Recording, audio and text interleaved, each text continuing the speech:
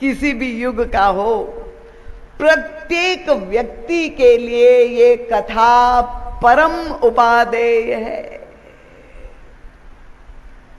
तो गोस्वामी तुलसीदास जी ने यद्यपि कथा का विस्तार मानस में तो नहीं किया है, पर जो पुराणों में वर्णन आता है ये अहिल्या कौन थी और क्यों वो शापग्रस्त हो गई, वर्णन पुराणों में आता है।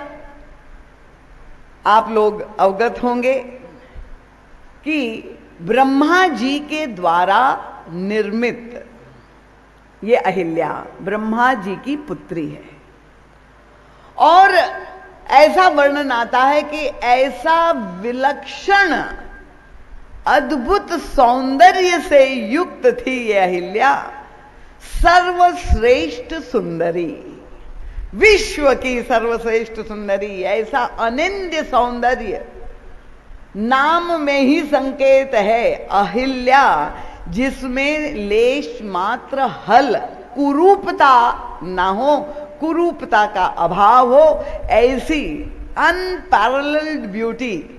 आजकल के समय में जो कंपटीशन होती है मिस यूनिवर्स, मिस वर्ल्ड की, तो उस तरह से संपूर्ण विश्व की सर्वश्रेष्ठ सुंदरी पर ये सुंदरियां तो एक वर्ष के लिए चयन किया जाता है, ये तो शाश्वत सुंदरी थी।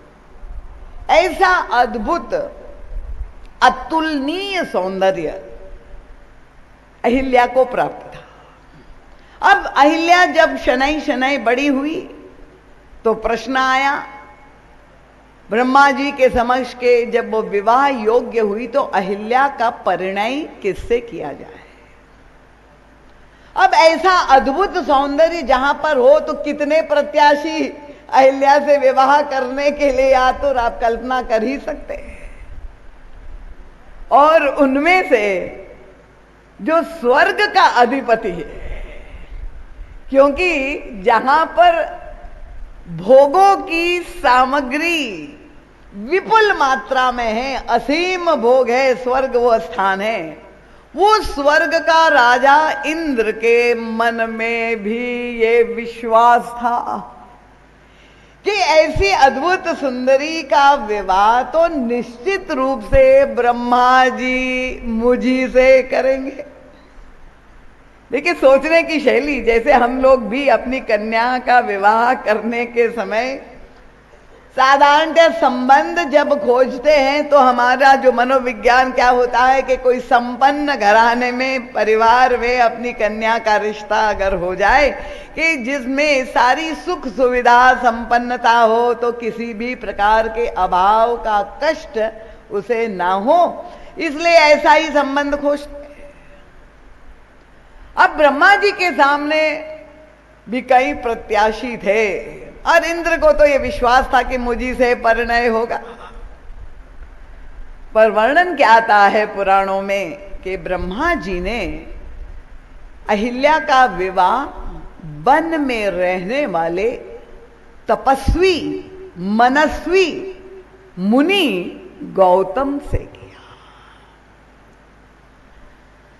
और यद्यपि वो इतनी सुकुमारी थी, वन का जीवन तो कठिन है, पर इस अहिल्या ने अपने पातिव्रत धर्म को स्वीकार करके पूर्ण निष्ठा पूर्वक, धर्म पूर्वक अपने पति का अनुगमन करते हुए उनकी सेवा में तत्पर, उनकी अनुगामिनी बन करके, उनकी भार्या बन करके सेवा करने लगी। और दीर्घ काल तक ये अहिल्या अपने पतिदेव की सेवा वन में रहकर परम सुंदरी कर रही है। पर एक दिन वह घटना घटित हुई जिसके कारण अहिल्या को शापग्रस्त होना पड़ा। और ये घटना भी आप जानते हैं कि स्वर्ग में इंद्र के मन में ये कुंठा अंदर हो गई, रह गई क्योंकि ब्रह्मा जी ने विवाह उनसे नहीं किया। और तब ये कुंठाग्रस्त इंद्र के अंतःकरण में यह जो वासना की वृत्ति से प्रेरित होकर उसने मृत्यु लोक के सारे नियमों का अनुशासन को तिलांजलि देते हुए यह इंद्र जो है, जहां पर अहिल्या और गौतम वन में रहते थे वहां पर वो चला आया और अपनी कलुषित भावना से प्रेरित होकर कुटिया के समक्ष के पास में रह करके उन्होंने मुनि जी की दिनचर्या को देखा और उसमें समझ में आ गया, क्योंकि महान अनुशासन संयम नियम से प्रेरित मुनि जी, आप जानते हैं कि ब्रह्म मुहूर्त में उठ करके भगवान के भजन करने में जो संलग्न रहते हैं, तो उनकी दिनचर्या ये थी कि प्रातः काल वे नदी में स्नान करने जाते थे और उसके पश्चात अपना उनका साधन भजन पूजन ध्यान इत्यादि होता था। अब उस दिन इंद्र ने अपनी दैवीय शक्तियों का प्रयोग कर, देवताओं के पास वह अलौकिक शक्ति होती थी, उसने अपनी दैवी शक्ति का प्रयोग करके एक नकली मायावी दृश्य उत्पन्न कर दिया। रात के समय ऐसा प्रतीत होने लगा कि जैसे प्रकाश हो गया है, प्रकृति में वो दिखाई दे रहा है कि पक्षी एक हल्का प्रकाश और पशु पक्षी भी कलरव करने लगे। और तब ये अहिल्या और गौतम जो कुटिया में विश्राम कर रहे थे, गौतम ऋषि को लगा कि अरे ये तो सवेरा हो गया, मैं रात ऐसे सोता रह गया, मेरी नींद नहीं खुली। हड़बड़ा के गौतम ऋषि उठे और निकल करके अपनी कुटिया से नदी की ओर प्रस्थान करते हैं स्नान करने के लिए। अब वहीं पर ये इंद्र छिपा हुआ था, खड़ा हो करके दृश्य को देख रहा था। और जैसे ही उसने देखा कि गौतम ऋषि कुटिया से निकल करके बाहर गए, तब इस इंद्र ने छद्म वेश बनाया। किसका वेश बनाया? गौतम ऋषि। मैंने कहा देवताओं के पास वह दैवीय शक्ति थी। गौतम वेश को बना करके वो कुटिया में प्रवेश करता है और देखा कि अहिल्या अकेली है, विश्राम सो रही थी। और अहिल्या को उस दिशा में प्रेरित किया। ये बहाना बनाया होगा उसके पूछने पर कि नहीं, ये मुझे भ्रम हो गया, मैं जल्दी चला गया था, मैं लौट करके इसलिए आ गया। और फिर अहिल्या को उस दिशा में उसने प्रेरित किया जैसी उसकी कलुषित भावना थी और शारीरिक संसर्ग का प्रस्ताव अहिल्या के समक्ष रखा। और अहिल्या ने अपने पतिदेव की आज्ञा समझ करके उसे स्वीकार कर लिया। अब उधर क्या हुआ कि जहां पर गौतम ऋषि नदी किनारे पहुंचे और अचानक उन्हें ये ऐसा समझ में आया कि सारा दृश्य नकली है, मायावी है, और उन्हें आकाशवाणी भी सुनाई दी। उनको लगा कि कोई बात गड़बड़ है और लौट करके अपनी आश्रम के पास आते हैं। और उसी समय इंद्र ये दुष्कृत्य करके और गौतम वेश धारण करके कुटिया से अपनी कामना पूर्ति के पश्चात बाहर निकल के जा रहा था। अब गौतम ऋषि को समझने में कोई कठिनाई नहीं, वो समझ गए तत्काल सारी घटनाक्रम क्या हुआ है। और तब वे क्रुद्ध होकर श्राप देते हैं। और श्राप किसको देते? दोनों को देते हैं। अहिल्या और इंद्र दोनों से कहते कि आपने अधर्म का कार्य किया है, आप दंड के भागी हैं। और दोनों को जो श्राप दिया है उसमें भी भेद। अहिल्या को कहा कि जा तू पत्थर हो जा,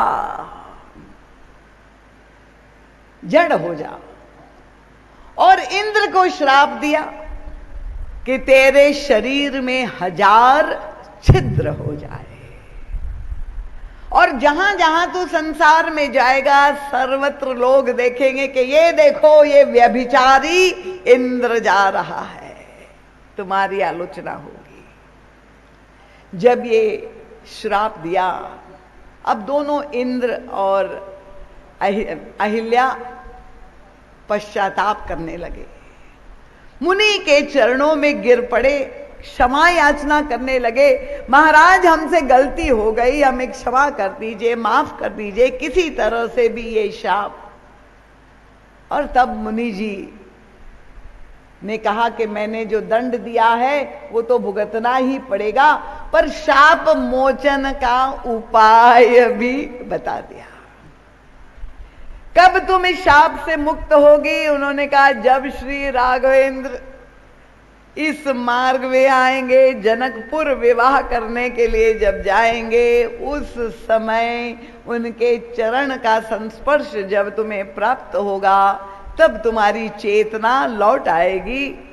और इंद्र से कहा कि जब श्री रामभद्र दूल्हा वेश में महाराज जनक के द्वार पर जहां प्रवेश कर रहे होंगे, वो दूल्हा राम का दर्शन तुम करोगे, तब तुम्हारे 1000 छिद्र 1000 नेत्र में परिणित हो जाएंगे। तो ये छोटा सा प्रसंग है, पर वो हमारे और आपके जीवन के लिए किस तरह से प्रेरणास्पद हो सकता है। आइए, कथानक मैंने इसलिए बता दिया क्योंकि कुछ लोगों के मन में भ्रम है, पर गोस्वामी तुलसीदास जी महाराज जब इस अहिल्या की कथा को पढ़ते हैं तो उनका संवेदनशील हृदय जो है वे प्रभु को एक गुहार लगाते हैं। प्रभु, उस युग में उस अहिल्या के द्वारा तो एक बार अनजाने में गलती हुई, जाने अनजाने में त्रुटि हुई और उसके कारण वो शाप की भागी होगी, पर प्रभु मेरे पास भी एक अहिल्या है और मेरी अहिल्या तो नित्य प्रति, प्रभु से कह रहे, 1000 गलती नित्य प्रति कर रही है। तो प्रभु कितनी अधिक कठोर हो गई है मेरी अहिल्या, कितनी जड़वत हो गई है प्रभु। और तब संत प्रभु को चुनौती देते हैं, कितने चतुर होते हैं। प्रभु, ये आपके लिए चुनौती है। उस युग में तो आपने अहिल्या का उद्धार करके उसकी जड़ता नष्ट करके उसको चैतन्य कर दिया, पर मुझे तब संतोष होगा, तब पूर्ण विश्वास होगा जब मेरे जीवन की अहिल्या को आप चैतन्य करते। ये गोस्वामी तुलसीदास जी का वैशिष्ट्य है। और ये कला, ये युक्ति अगर हम गोस्वामी तुलसीदास जी से सीख ले, कल भी मैंने आपसे यही अनुरोध कर कि गोस्वामी तुलसीदास जी चाहते हैं कि जब आप मानस की कथा श्रवण करें, मानस पाठ करें, तो केवल उसे भूतकाल का एक इतिहास के रूप में प्रभु की लीला का श्रवण न करें।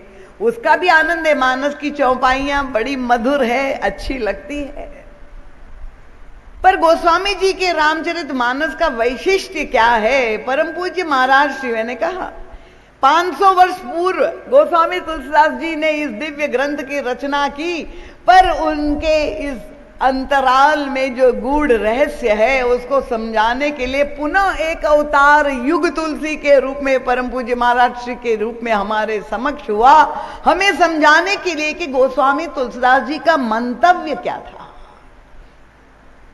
गोस्वामी जी कहते मानस एक दर्पण है, रामचरितमानस, और दर्पण का वैशिष्ट्य क्या है? अगर केवल ये त्रेता युग की लीलाओं का वर्णन करना मात्र गोस्वामी तुलसीदास जी का उद्देश्य होता, तो इतिहास में जो वर्णित घटनाक्रम है उसके लिए हम कह सकते हैं कि जैसे कोई चित्रकार हो, ये साहित्यकार भी तो एक शब्द चित्र ही बनाते हैं ना ग्रंथ के द्वारा, पर जैसे कोई चित्रकार हो तो एक बहुत सुंदर पेंटिंग कैनवस पर बनाए, वॉल पेंटिंग बनाए और अद्भुत रंग कलाकारी दिखाए, उसको देख करके प्रसन्नता होती है, सारी लीलाएं घटनाएं जो उसमें दिखाई आनंद आता है। पर चित्र में और दर्पण, दर्पण आप समझते हैं ना, मिरर, आईना, शीशा, चित्र में और दर्पण में अंतर क्या है? यहां आने से पहले प्रत्येक व्यक्ति ने उसका आश्रय लिया होगा, कथा में जा रहे हैं तो दर्पण को जब आप देखते हैं और चित्र को देखते हैं, इसमें क्या अंतर है? देखिए, मुझे चैतन्य श्रोता चाहिए, ऐसे नहीं कि मूक श्रोता हो। चित्र को देखेंगे तो भूतकाल की जो घटना है वो उसे अगर उन्होंने चित्रित किया तो आप उसको समझ में आए, दिखाई दे, आनंद मिले। पर दर्पण के सामने आप जब खड़े होंगे तो उसमें क्या दिखाई देगा? दर्पण जब भी प्रतिबिंबित करेगा, दर्पण का वैशिष्ट्य है कि वो वर्तमान को ही प्रतिबिंबित करेगा। जो भी दर्पण में देखेगा उसको अपने आप का ही दर्शन उसमें होगा। गोस्वामी तुलसीदास जी कहते हैं रामचरितमानस दर्पण है, और उसका दर्पणत्व कैसे है?